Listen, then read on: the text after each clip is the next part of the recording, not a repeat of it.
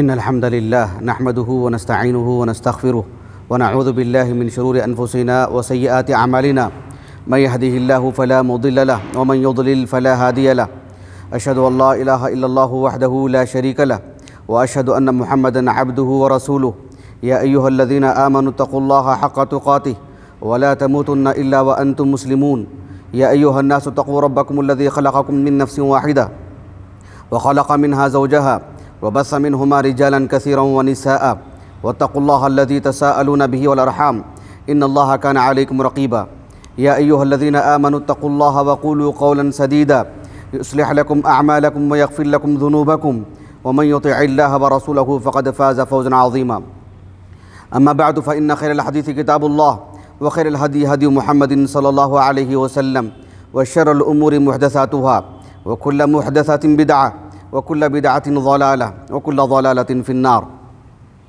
حاضرین جمعہ، آج تقریباً 3 ماہ کے بعد جمعہ کا خطبہ ہو رہا ہے۔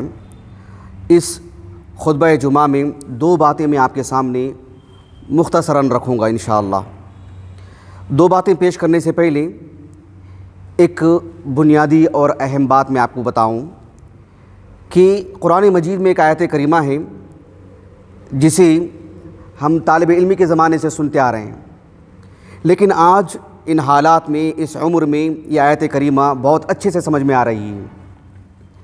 اللہ رب العالمین نے ارشاد فرمایا سورۃ الانفال میں، كَدَأْبِ آلِ فِرْعَوْنَ وَالَّذِينَ مِنْ قَبْلِهِمْ كَفَرُوا بِآيَاتِ اللَّهِ فَأَخَذَهُمُ اللَّهُ بِذُنُوبِهِمْ إِنَّ اللَّهَ قَوِيٌّ شَدِيدُ الْعِقَابِ ذَلِكَ بِأَنَّ اللَّهَ لَمْ يَكُنْ مُغَيِّرًا نِعْمَةً أَنْعَمَهَا عَلَى قَوْمٍ حَتَّى يُغَيِّرُوا مَا بِأَنفُسِهِمْ وَأَنَّ اللَّهَ سَمِيعٌ عَلِيمٌ۔ ان 2 آیتوں میں اللہ رب العالمین نے اللہ سبحانہ و تعالیٰ کا بندوں کے ساتھ جو معاملہ ہوتا ہے اس کو بیان فرمایا ہے کہ فرعون، آل فرعون اور فرعون سے پہلے جتنے بھی اللہ رب العالمین کے نافرمان رہے ہیں، جنہوں نے اللہ رب العالمین کی آیتوں کا انکار کیا، اللہ رب العالمین کے انبیاء کی تکذیب کی، قیامت کے دن سے متعلق ایمان نہیں لائے، اس کے لیے اپنے آپ کو تیار نہیں کیا، اللہ رب العالمین نے کہا کہ اللہ تعالیٰ ان کو ان کے گناہوں کے سبب پکڑ لیا۔ اور اللہ رب العالمین طاقتور ہیں، قوی ہیں، اور اللہ سبحانہ و تعالیٰ سخت پکڑنے والے ہیں۔ اس کے بعد اللہ رب العالمین نے اپنے عدل کو بیان فرمایا، اپنے انصاف کو بیان فرمایا۔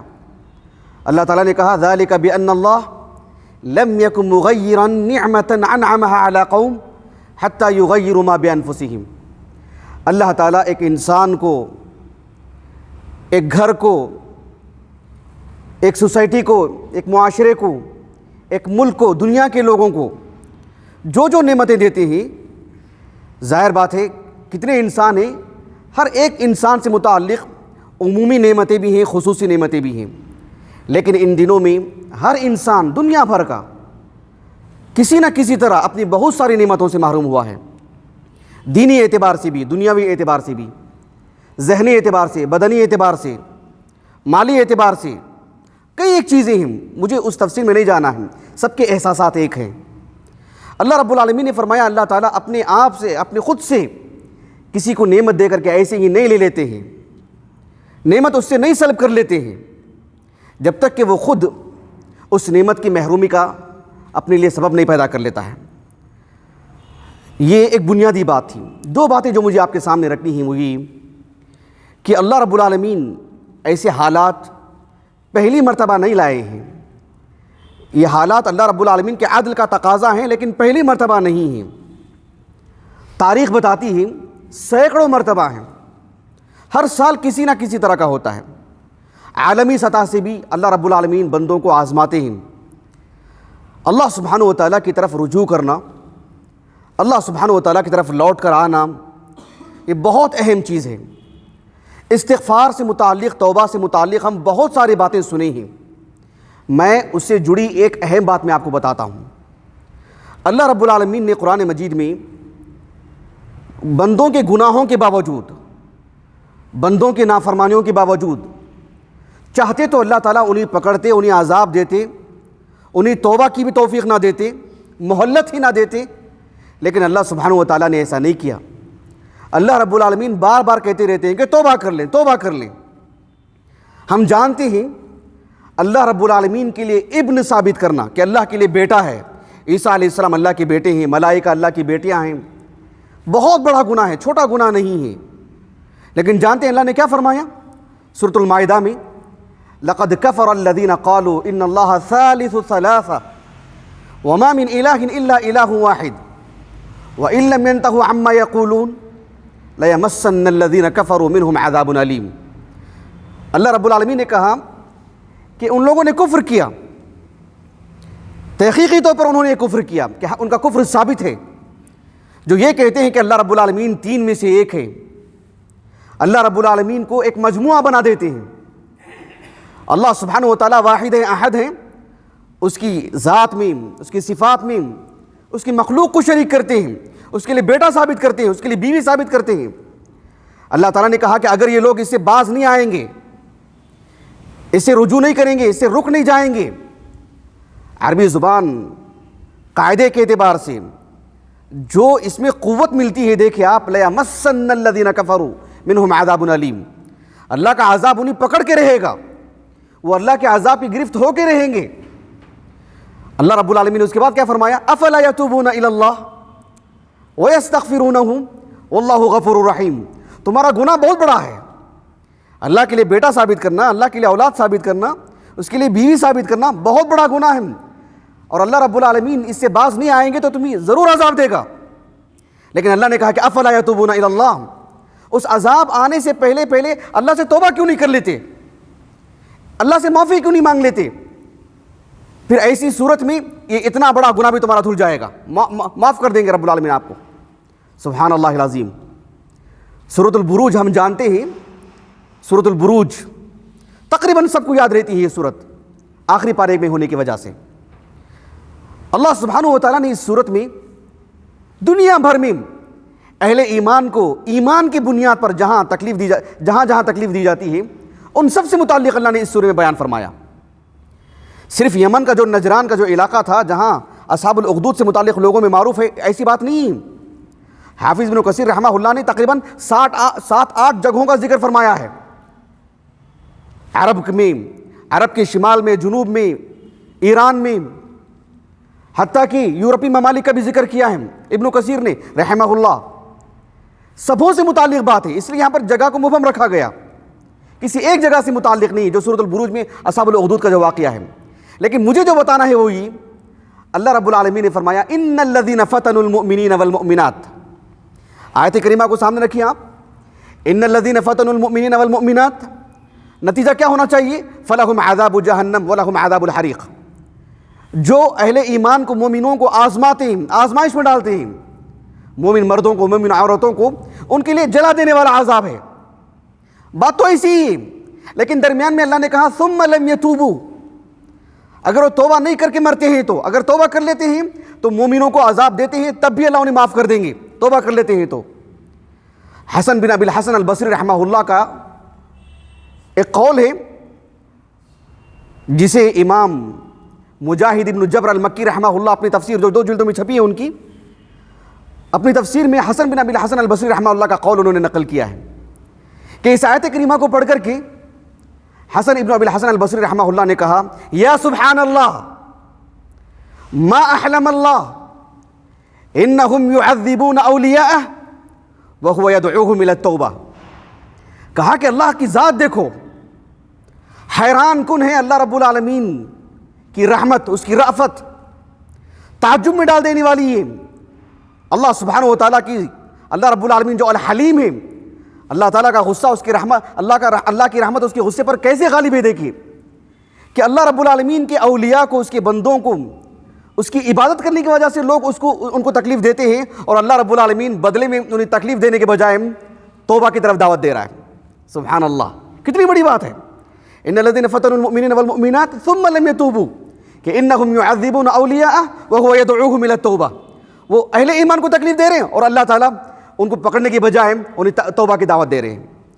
تو اس سے اندازہ لگائیے ہم کتنے مستحق ہیں رب العالمین کی رحمت کے، اسی لیے اہل علم میں سے بعض اسلاف میں سے یہ قول بہت مشہور ہے کہ یحییٰ ابن معاذ رحمہ اللہ علماء بصرہ میں سے ہیں، تیسری صدی ہجری کے، وہ کہتے ہیں کہ اے اللہ، جس شخص نے یہ کہا تھا کہ انا ربکم الاعلی، انا ربکم الاعلی، اس کے تعلق سے تیری رحمت اتنی طویل ہے، اتنی زیادہ جو تیری رحمت ہے اس سے جڑی ہوئی ہے اس کی موت آنے تک، اور جو یہ کہتے ہوں کہ سبح اسم ربک الاعلی پر ایمان رکھتے ہوں، جو تجھے کہتے ہوں کہ تو ہی ہمارا اعلیٰ ہے، تو ہی ہمارا رب ہے، اس کے تعلق سے تیرا معاملہ کیسا ہوگا؟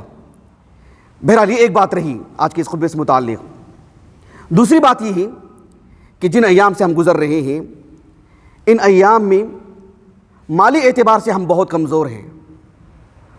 اللہ رب العالمین کی رحمت سے مایوس نہیں ہونا چاہیے، لیکن ہم میں سے جو مالدار ہیں یا جو متوسط درجے کے بھی لوگ ہیں، وہ خود نیچے اتر جائیں اور اہل اسلام کی خوب مدد کریں، ان کا تعاون کریں۔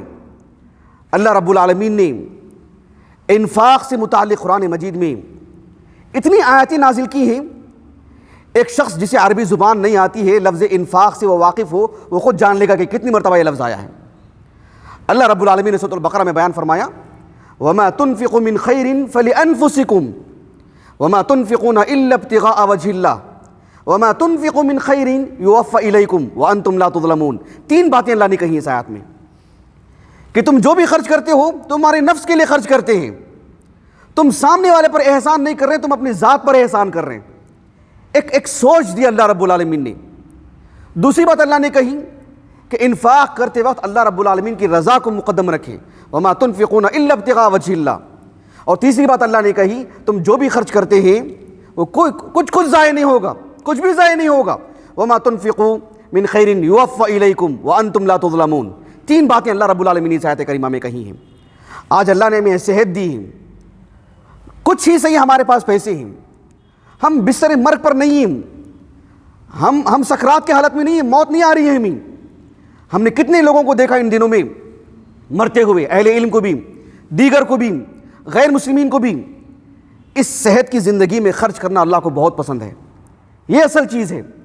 اللہ رب العالمین نے فرمایا سورۃ المنافقون میں وَأَنفِقُوا مِمَّا رَزَقْنَاكُم مِّن قَبْلِ أَن يَأْتِيَ أَحَدَكُمُ الْمَوْتُ فَيَقُولَ رَبِّ لَوْلَا أَخَّرْتَنِي إِلَىٰ أَجَلٍ قَرِيبٍ۔ اس کے بعد کیا ہے؟ فَأُصَلِّيَ نہیں ہے، فَأَصُومَ نہیں ہے، فَأَحُجَّ نہیں ہے۔ اہل علم کہتے ہیں کہ فَأَصَّدَّقْ، فَأَصَّدَّقْ۔ اللہ رب العالمین نے کہا کہ ایک شخص کی جب موت آتی ہے اس وقت کہتا ہے کہ میں خرچ کر دینا چاہتا ہوں، مجھے کچھ مہلت مل جائے۔ صحت کی حالت میں خرچ کرنا چاہیے، موت کے وقت میں خرچ کرنا کوئی کامیابی کی بات نہیں ہے۔ ایک حدیث مبارکہ ہے متفق علیہ، جسے امام بخاری امام مسلم اپنی اپنی صحیح میں لے کر آئے ہیں۔ صحیح بخاری میں امام بخاری نے کتاب الوصایا میں لے کر آئے ہیں۔ ابو ہریرہ کہتے ہیں رضی اللہ عنہ، ایک شخص اللہ کے رسول کے پاس آئے اور آ کر کے کہا یا رسول اللہ ای الصدقۃ افضل، سب سے عمدہ بہترین صدقہ کون سا ہے جو ہماری نجات کے لیے ہو؟ اللہ کے رسول نے کہا صلی اللہ علیہ وسلم ان تصدق وانت صحیح شحیح تأمل الغنى وتخشى الفقر، کہ تم ایسی حالت میں صدقہ کرو جب تم صحت مند ہو، شحیح مال کی خوب تمہارے دل میں آرزو، مال جمع کرنے کی، مال کو رکھنے کی۔ اللہ نے انسان کے دل میں جو فطری محبت رکھا ہے نا، بیوی بچوں کی، ماں باپ کی، اور کسی بھی چیز کی، اس میں مال کی محبت بھی ہے۔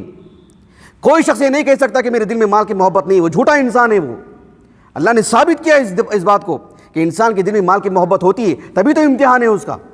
اللہ کے رسول نے کہا صلی اللہ علیہ وسلم صحیح وانت صحیح شحیح، صحت مند ہوں، بیمار ہو گیا ہے، اس کا کوئی نہیں ہے، خوب خرچ کر دے رہا ہے، غلط نہیں ہے وہ بھی، لیکن اصل بات کیا ہے؟ اب افضل الصدقہ کیا ہے؟ اللہ کے رسول نے کہا انت صحیح شحیح تأمل الغنى، دل میں بات ہو کہ میں بے نیاز رہوں، میرے پاس خوب مال رہے، آنے والے ایام میں بھی میرے پاس مال رہے۔ مال جمع کے رکھنا بھی غلط نہیں ہے شرعاً، ذخیرہ اندوزی کرنا، لیکن اس حالت میں خرچ کرنا جہاں ایسی حالت ہے لوگوں کی، یہ بہت بڑی بات ہے، دل گردے کا کام ہے۔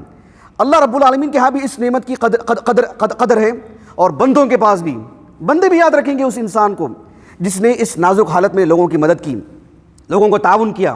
میں ممبر رسول پر ہوں، میں اپنی ذات کے لیے کہہ رہا ہوں، یہ خطبہ میں نے اپنی ذات کے لیے نہیں دیا ہے، اللہ رب العالمین مجھے بھی بے نیاز رکھے، آپ کو بھی بے نیاز رکھے، لیکن میں ایک عمومی بات کہہ رہا ہوں کہ ہم ایک دوسرے کا تعاون کرنا چاہیے، لوگوں کی بگڑتی حالت پر نظر رکھنی چاہیے، جو ہم کر سکتے ہیں وہ ہم کو کرنا چاہیے، ہم نہیں کر سکتے ہیں علی الاقل ہم ان کے لیے بے نیازی کی دعا کرنا چاہیے کہ اغناک اللہ من فضلی، کسی کو دیکھ کر کے۔